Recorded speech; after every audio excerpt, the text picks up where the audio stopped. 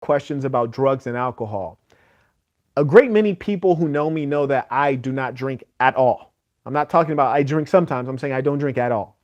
And I don't do drugs at all ever. And that's always been the case. If you've observed that, actually, let me get back religious on your ass real quick. In the Quran, it says there are a great many things that you think are good that may be bad for you. There are a great many things that you think are bad that may be good for you. That's an important thing when applying a lens to the world. It's an aphorism, meaning you can apply this piece of wisdom widely. Alcohol may appear to be a good thing, but for the most part, it's not. And it's funny because I'm like, Brianna's right here. We went out last night. She got slithered to the motherfucker. Okay. Yeah, I'm calling your ass out. But here's the thing, folks. Alcohol, think about things when you take it to their extreme. Say you have a glass of alcohol and a glass of water. Let's use common sense. You drink 5 glasses of water. You'll be all right. You might have to use the restroom. You'll be all right. You drink 5 glasses of alcohol. They call it alcohol poisoning. It's poison. Now back to the alcohol thing. You go out at night, you turn up with a chick, you guys are knocking back some drinks, then you finally take her back to the tilt, she's in the crib, you lay her in the bed, you about to smack it down, and then you got whiskey dick. I mean, come on, man, your dick looked like a slinky, man. That's letting you know alcohol is interrupting your natural systems. Now here's the kicker. People think they're cool when they're drinking alcohol. They feel cool, but it's not cool at all. It's the weakest shit possible because you're using this stimulant to make you feel a way that probably in real life you might not feel.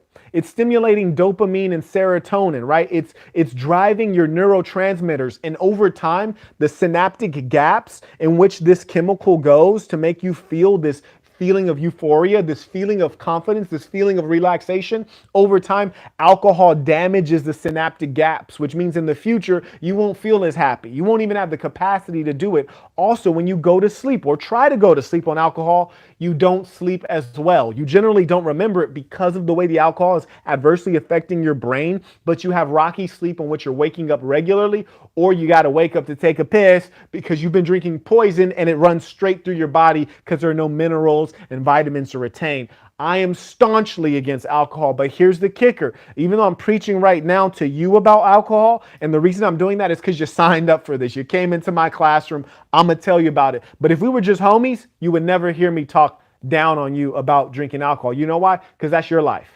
And one thing about Marquettism, we say to you is your way, to us is our way, right? So we don't ever look down on anyone. I'm not anyone's judge. It's for God to judge you or for you to judge you, but not for me to judge you. But I can give you the best advice, which is that alcohol is a poison.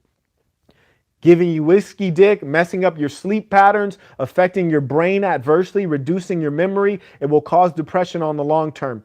It's a terrible thing. I might go out with a chick and if she drinks, cool. But that lets me know if she observed that I'm not drinking, but she's drinking at dinner, then that lets me know we're on 2 different pages. So that might not be a woman that I want to retain on the long term. Will I let her get me to drink? No, sir. And that's an important thing, fellas. That's true confidence, to know who you are and to stand strong on who you are. Now onto the marijuana, because when you say drugs, I'm assuming you niggas know not to use crack. I'm assuming you know not to use heroin and meth. Let's talk about the weed. When I was a kid, they had this program called Dare, and they used to say marijuana is a gateway drug. I'm still of that belief. Obviously, there's a lot of research, and you'll find that the reason weed is becoming legalized is not because we found that weed's a good thing. It's because the government is in trillions of dollars of debt, and it's another thing that they can tax that's highly profitable. And it's really sad. But when I was 11 years old, I started selling marijuana with a kid named Danny. And we actually were doing quite fucking well selling weed. And I remember when Nick, the hustler, had first put us on. And basically, Danny was setting aside weed for himself to smoke, but I never smoked any of my weed. Today, last I heard of my boy Danny, he uses any drug that he can use, anything that'll get you high. I was there when he used his first drug, which was marijuana. There are a great many people who have the same story. There's also a great many people who say, hey, I smoke weed, I don't use anything else. That may be true, but the real question is, why do you need weed?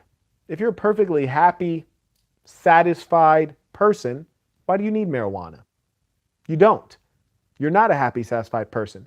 Marijuana, just like any other drug, is a behavior modification tool. That's what marijuana is when you're smoking it. It modifies the way you feel and it modifies the way you behave.